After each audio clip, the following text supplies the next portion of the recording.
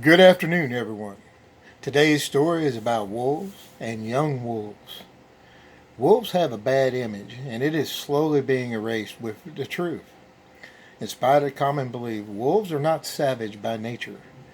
Cubs raised in captivity become so tame and dependent on their human caretakers that they could not survive in the wild if set free. The animal is highly intelligent, is loyal to the member of his pack, and shuns contact with human beings, and works hard for a living. There is a false belief that wolves will readily devour a wounded pack member, when in truth, an injured member of a wolf pack can depend on his comrades to defend him until he gets well or die. Now, occasionally, a wolf will attack sheep and everything, and it can be responsible for much damage. But you stop and think. A wolf has to pursue his prey at a steady run all day long to get a meal. And even then, the food is not guaranteed. Since wolves are built to last a week without eating, a meal has to consist of enough meat to last for that length of time. Now, you stop and think.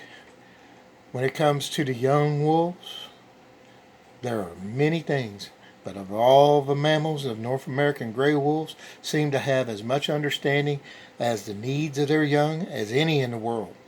Their homes and their lifestyles revolve around safely raising their young.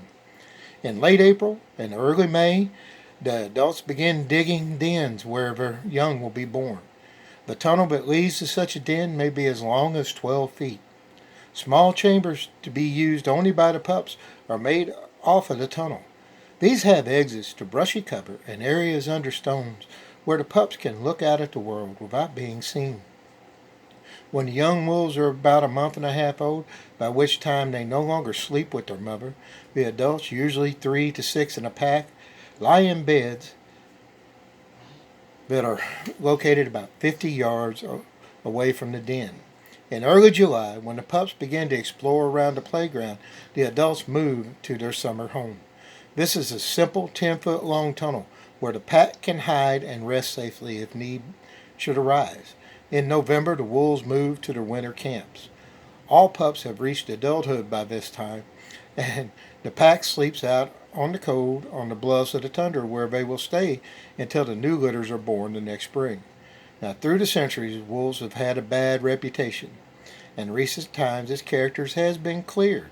It has been discovered that it is not really the vicious animal that people have pictured, even though it does attack sheep and other domesticated animals.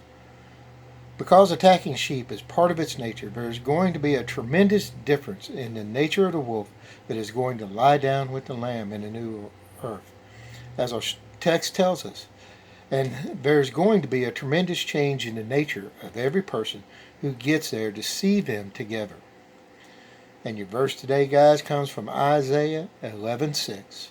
The wolf shall dwell with the lamb, and the leopard shall lie down with the young goat and the calf, and the young lion and the fatling together, and a little child shall lead them all. Guys, as you look at these pictures, understand, while I'm telling you they're not as savage as they've been pictured, remember, they're still a wild animal. They shun humans with a reason, but they also have been known to come to a human when they've been injured. We have another story we will tell later on that will talk about old Dakota Three Toes, a wolf who was mistreated, and people paid some dear prices for that. But as you look at these pictures, think about them wolf cubs and how the parents take care of them. Your parents take care of you. Give them the respect that they deserve. Y'all have a blessed day.